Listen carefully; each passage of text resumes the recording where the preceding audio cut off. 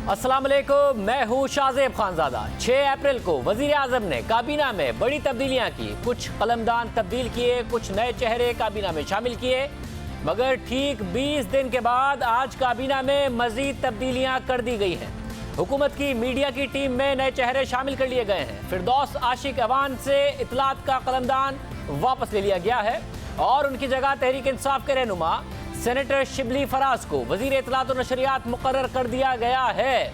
वो कल अपने ओहदे का हल्फ उठाएंगे, जबकि फिरदौस आशिक ऐवान की जगह सीपेक अथॉरिटी के chairman lieutenant general retired Asim Saleem Bajwa को वजीर आजम का नया मुआवने खुसूसी बराए इत्तलात मुकर्रर कर दिया गया है। काबीना डिवीजन से जारी नोटिफिकेशन के मुताबिक आसिम सलीम बाजवा को एजाजी तौर पर वजीर आजम का मुआवने खुसूसी मुकर्रर किया गया है। ये बड़ी तब्दीलियां हैं। जब से तहरीक इंसाफ की हुकूमत आई है, मीडिया टीम में मुसलसल तब्दीलियां की गई हैं। तहरीक इंसाफ की जब हुकूमत आई तो पहले इत्तलात का कलमदान फवाद चौधरी को दिया गया, मगर फिर 18 अप्रैल 2019 को वजीर आजम ने काबीना में बड़ी तब्दीलियां की और इत्तलात का कलमदान फवाद चौधरी से लेकर डॉक्टर फिरदौस आशिक ऐवान को दे दिया गया और आज 1 साल बाद उन्हें भी हटा दिया गया।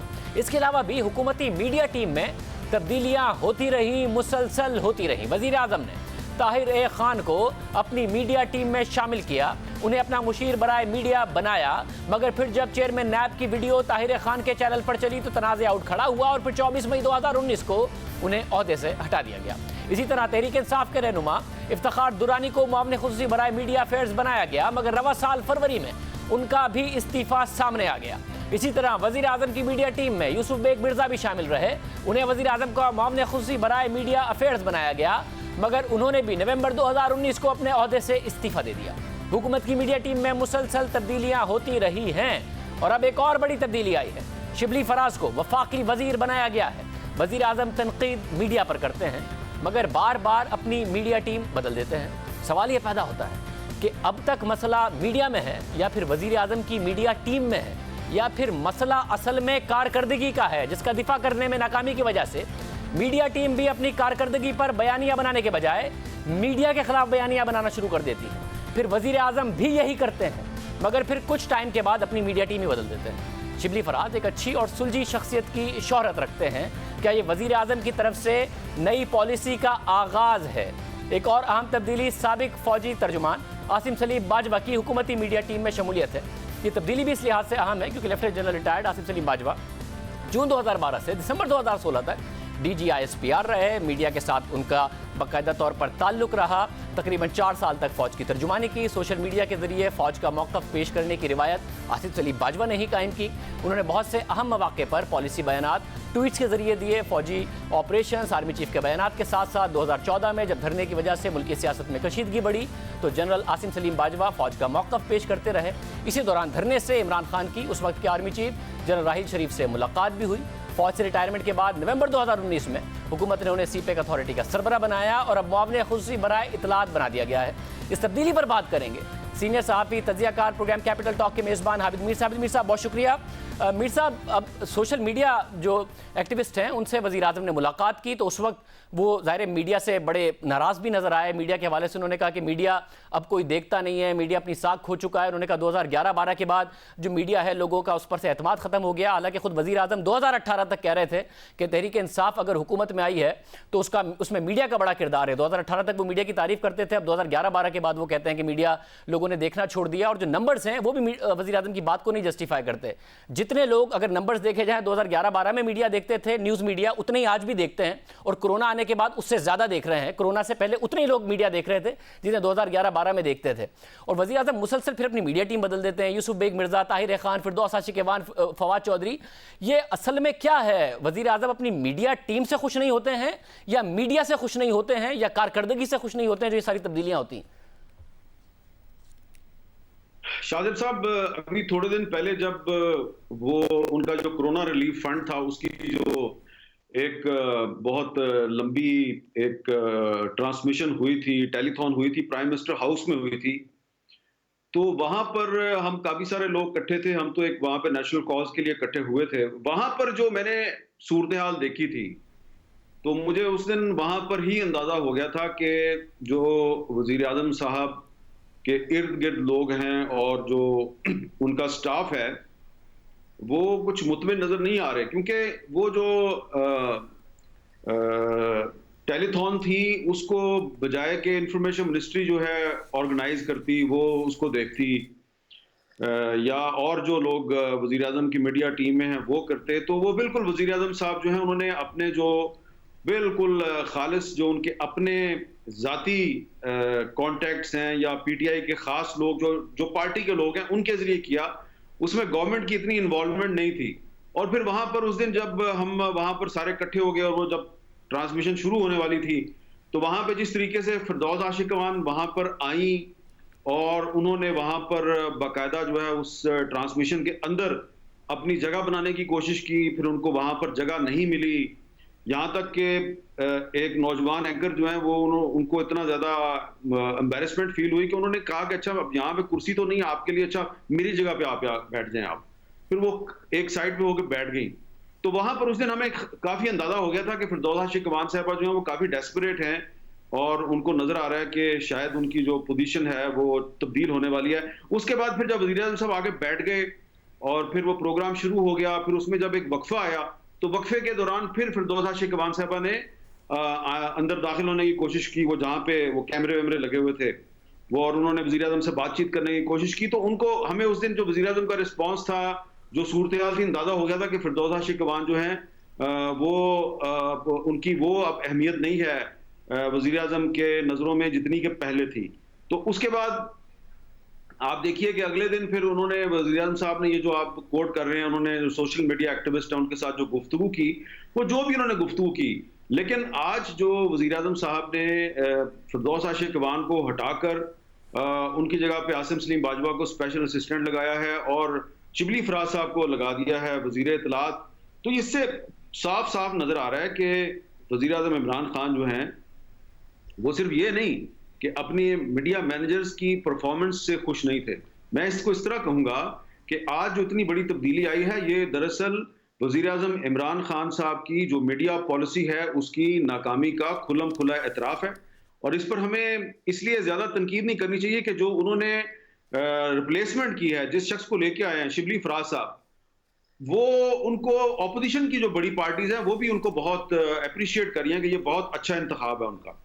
और आप देखेंगे पहली दफा कैबिनेट में एक ऐसी तब्दीली हुई है कि जिस पर मैंने अभी तो काफी सारे लोगों से बात की अपने कुलीग्स के साथ, मुख्तलिफ अखबारात में, टीवी चैनल्स में जो हमारे कुलीग्स हैं, कि क्या ख्याल है आपका शिबली फराज साहब के बारे में।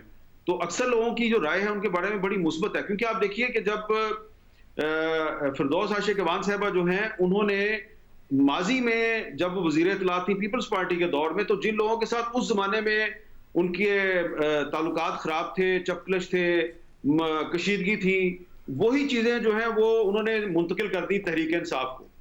तो शिबली फराज साहब जो हैं उनकी हमने ये देखी है कि उनकी खसूसियत ये है कि अगर किसी सहाफ़ी के या टीवी एंकर के ताल्लुकात हुकूमत के साथ अच्छे नहीं हैं या हुकूमत जो है वो उसको बुरा समझती है, तो शिबली साहब ने उसके साथ भी अपने मामला ठीक रखे और उनके प्रोग्रामों में भी जाते रहे, उनके साथ मेल मुलाकात भी रखी।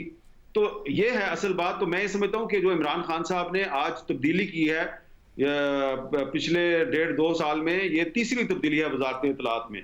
तो इस तीसरी तब्दीली का वाज़ेह मतलब यह है कि उनकी मीडिया पॉलिसी ठीक नहीं थी और अब वो एक ऐसा चेहरा लेके आए हैं जो कि सिर्फ हुकूमत के हामियों के लिए काबिल कबूल नहीं है, बल्कि जो हुकूमत के बहुत बड़े बड़े क्रिटिक्स हैं, मुखालफीन हैं, उनके लिए भी काबिल कबूल है। और ये एक शौरी कोशिश है, एक कॉन्शियस एफर्ट नजर आती है इमरान खान साहब की तरफ से कि वो अब मीडिया में अपने नाकदीन तक रीच आउट करना चाह रहे हैं, वो उन तक अपनी बात पहुंचाना चाह रहे हैं और इसीलिए उन्होंने शिबली फराज साहब का इंतखाब किया है। फिरदौस आशिक अवान साहबा ये काम करने में मुकम्मल तौर पर नाकाम थी। मतलब फिरदौस आशिक अवान साहबा के दौर में ज़ाहिर है ये कहा गया कि वज़ीर आज़म ने कहा है कि जो मीडिया के वाजिबात हैं वो रिलीज़ किए जाएँ, मगर वो नहीं हुए और ज़ाहिर है मीडिया के जो वर्कर्स हैं उनकी सैलरीज लेट होती रही, मगर इस हवाले से पेशरफ नहीं हो रही थी। अब जो इतलात आ रही हैं वो करप्शन के कुछ इल्ज़ामात लग रहे हैं जो मीडिया पर चल रहे हैं फिरदौस आशिक अवान साहबा के हवाले से, जिसका उन्होंने ट्वीट करके डिनाई भी किया है कि मनगढ़ंत खबरें हैं और मैं इन इल्ज़ामात की सख्ती से तरदीद करती हूँ। कुछ भर्तियों के हवाले से भी बातें हो रही हैं, क्या कोई तहकीकात हो रही हैं इस हवाले से, क्या इतलात है, क्योंकि अभी तक तो बहरहाल इल्ज़ामात हैं। शाहजेब भाई, पहले ये जो इंक्वायरी है इसको कंप्लीट तो होने देना। अब आप मुझसे क्या पूछ रहे हैं? देखिए, ये जो इत्तलात हैं ये अभी से नहीं, काफ़ी दिनों से इस्लामाबाद में ज़ेर गर्दिश थी और इस किस्म की जो बातें हैं वो मैंने भी सुनी हैं। जो वज़ारत इत्तलात और नशरियात के जो स्टाफ है, वो स्टाफ जो है उसने शिकायत की और वो शिकायत काफ़ी आगे तक गई कि जी हमसे ऐसे काम लिए जाते हैं जिनका सरकारी मामलात से कोई ताल्लुक नहीं, ज़ाती नौयत के काम लिए जाते हैं। फिर वो काफ़ी सारी चीज़ें, तो अब क्योंकि देखिए फिरदौस आशिक अवान साहिबा अब क्योंकि वज़ीर इत्तलात या मुआविन ख़ुसूसी बराए इत्तलात नहीं रही, तो बड़ा आसान है उन पे तनकीद करना। मैं आपको बहुत कुछ बता सकता हूँ, बहुत कुछ शेयर कर सकता हूँ। काफ़ी सारी चीज़ें जो हैं उनके बारे में सुनी जा रही हैं, लेकिन अब क्योंकि वो नहीं है तो ये वज़ीर-ए-आज़म साहब की रिस्पॉन्सिबिलिटी है कि वो इसको इन्वेस्टिगेट करवाएं। अगर वो इन्वेस्टिगेट करवा लेंगे तो अच्छी बात है। देखिए, एक और ये जो आपने जो वाजबात की बात की है, तो जो वाजबात की अदायगी का मामला है, ये अरबों का मामला है। तो इस मामले को तय करने के लिए इमरान खान साहब ने जो कमेटी बनाई है, उसका सरबराह किसको बनाया? उसका सरबराह बनाया वफाकी वज़ीर तालीम शफकत महमूद साहब को। तो शफकत महमूद साहब को बनाया जब, तो इसका क्या मतलब है? इसका मतलब ये है कि इमरान खान साहब बतौर वज़ीर आज़म काफ़ी दिन पहले ये रियलाइज़ कर चुके थे कि मोहतरमा फिरदौस आशिक अवान साहिबा मीडिया के साथ मामलात को तय करने और मामलात को बेहतर करने की सलाहियत से महरूम है। इसीलिए ये जो एक इंतहाई अहम मामला था, मीडिया के वाजबात की अदायगी का मामला, ये भी शफकत महमूद साहब के सुपुर्द कर दिया। और मेरी इत्तला के मुताबिक शफकत महमूद साहब ने जो कुछ मीटिंग्स की तो उसमें ये भी शरीक हुई, तो कोई वो उनको ज़्यादा उन्होंने हेल्प आउट नहीं किया, शफकत महमूद साहब को ज़्यादा उनकी मदद नहीं की। तो अब शिबली फराज साहब आ गए हैं। शिबली फराज साहब की अपॉइंटमेंट एज इंफॉर्मेशन मिनिस्टर जो है, उस पर तहरीक इंसाफ के लोग बड़े खुश नजर आ रहे हैं, काबीना के लोग बड़े खुश नजर आ रहे हैं। और मुझे लगता है कि अब शफकत महमूद साहब और शिबली फराज साहब और असद उमर साहब और हमाद अजहर साहब और तमाम जो वुज़रा हैं, उसमें सीनियर वुज़रा भी शामिल हैं, शाह महमूद कुरैशी साहब भी शामिल हैं, तो ये सारे मिल मिलाकर ये जो मीडिया के साथ मामलात हैं इसको बेहतर करने की कोशिश करेंगे। और ये जो वाजबात की अदायगी का मामला है, ये भी मेरा ख्याल है कि बहुत जल्द तय पा जाएगा। अच्छा, और साबिक DG ISPR general retired Asif Salim Bajwa, वो ऑलरेडी सीपेक अथॉरिटी के चेयरमैन हैं, जो खुद एक बहुत ही जिम्मेदारी वाला ओहदा है, उन्हें ये ओहदा देने की मुआविन ख़ुसूसी का क्या वजह होगी? मेरा ख्याल है कि आसिफ सलीम बाजवा साहब को इसलिए लाया गया है कि जो बहुत से मामलात हैं ऐसे जिनमें सिविल लीडरशिप और मिलिट्री लीडरशिप मिलकर कोरोना वायरस का मुकाबला कर रही है, कुछ एक्सटर्नल चैलेंजेस का भी सामना है, तो उन मामलात को देखेंगे वो आसिम सलीम बाजवा साहब देखेंगे। और जो शिबली फराज साहब हैं वो जनरली वजारत इत्तलात और नशरियात को देखेंगे। इस वजारत की बहुत से इसके रिस्पॉन्सिबिलिटीज हैं, बहुत से फ़राइज़ हैं। फिर मीडिया के साथ मामलात को तय करना, इसमें आसिम सलीम बाजवा साहब का पहले से एक एक्सपीरियंस है, तो उनका एक्सपीरियंस और शिबली फराज साहब की जो जहानत और उनके जो कॉन्ट्रैक्ट्स हैं वो इकट्ठे हो जाएंगे, तो मेरा ख्याल है एक बड़ा अच्छा कॉम्बिनेशन बन जाएगा। लेकिन ये शिबली फराज साहब के लिए चैलेंज है बहुत बड़ा। जब तक शिबली फराज साहब को और आसिम सलीम बाजवा साहब को वज़ीर आज़म इमरान खान साहब की मुकम्मल सपोर्ट और हिमायत उनको हासिल नहीं होगी, वो कामयाब नहीं होंगे। लेकिन आप ये देखिए कि जैसे ही आज शाम को ऐलान हुआ शिबली फराज साहब का, तो फौरी तौर पे जो मुस्लिम लीग नून की तरफ से, पीपल्स पार्टी की तरफ से, मीडिया सर्कल्स की तरफ से सब ने इसका खैर मकदम किया। तो मैं समझता हूँ कि शिबली फराज साहब को लाना जो है वो इमरान खान साहब की तरफ से वो एक अच्छा कदम है, इसको हम अप्रिशिएट करते हैं। लेकिन इसका फायदा असल में उनको उस वक्त होगा जब मीडिया के वाजबात का मसला हल हो जाएगा और आसिम सलीम बाजवा साहब और शिबली फराज साहब ये मिलकर एक और एक 11 बनकर ये काम करेंगे। खुदा न खास्ता अगर इनके दरमियान भी वही मामला हो गए जिस तरह जो फिरदौस आशिक अवान साहबा थी, वो अपने कैबिनेट के कुलीग्स के साथ ही लड़ी जा रही थी, जो लोग मीडिया में उनको असिस्ट करने के लिए तैयार थे वो उनके साथ ही कन्फेडरेशन कर रही थी।